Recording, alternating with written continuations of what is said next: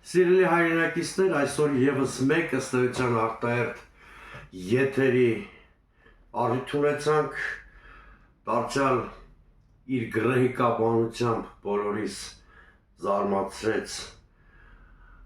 այն ընտանիքը, որը Հայաստանում գտնվում է իշխանության ղեկին, ես առիթ ունեցել եմ ասել, որ Հայաստանում ավտորիտարիզմի ամենավտանգավոր տեսակն է ընտանիքապետությունը, որը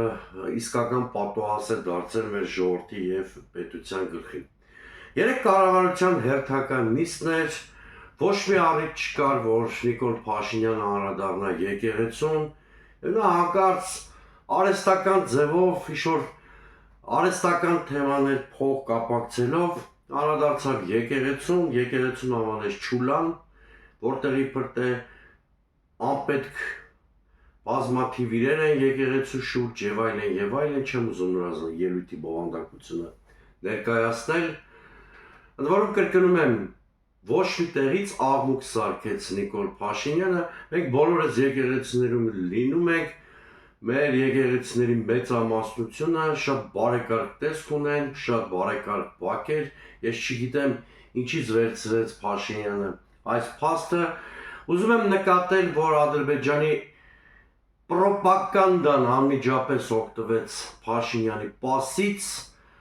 ասելով, որ հայերը իզուր են մեզ մեղադրում իրենց պատմամշակութային կրոնական ժառանգությունը ոչնչացնելու մեջ, որտեղ Փաշինյանը ասում է, որ իրենք են Չուլանի վերածել իրենց եկեղեցիները եւ այլն։ Սա գնահատելի նվեր էր Ադրբեջանին, Փաշինյանի արածը միանշանակ, միարժեք եւ զարմանալի չէ, ես հարձանագրել եմ, որ Փաշինյանը վաղուց սպասարկում է, շատ վաղուց սպասարկում է ուրեմն ադրբեջանական օրակարգ,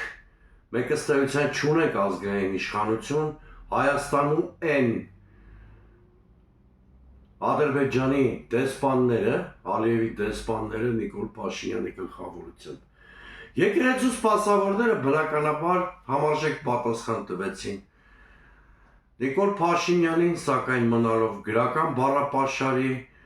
ցիվիլ արտահայտությունների մեջ, եւ ահա այսօր առավոտ Նիկոլ Փաշինյանը եւ նրա կինը խուլիգանական, կարելի ասել հայրախառն արտահայտություններով հարձակվել են հայ առաքելական Սուրբ եկեղեցու, նրա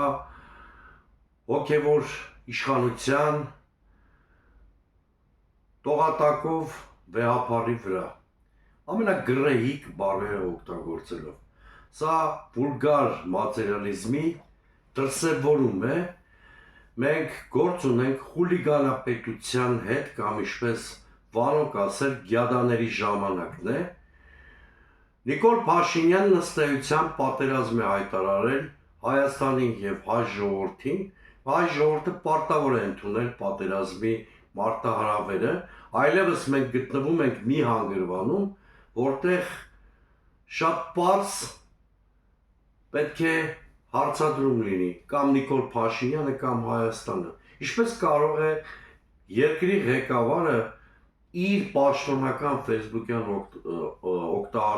էջում օգտագործել դոմփել արտահայտությունը։ Ըստ երևույթին սա կոմպլեքսի հետևանք է։ Այնքան են արտաքին աշխարհում հայտնի առաջնորդները իրեն դոմփել,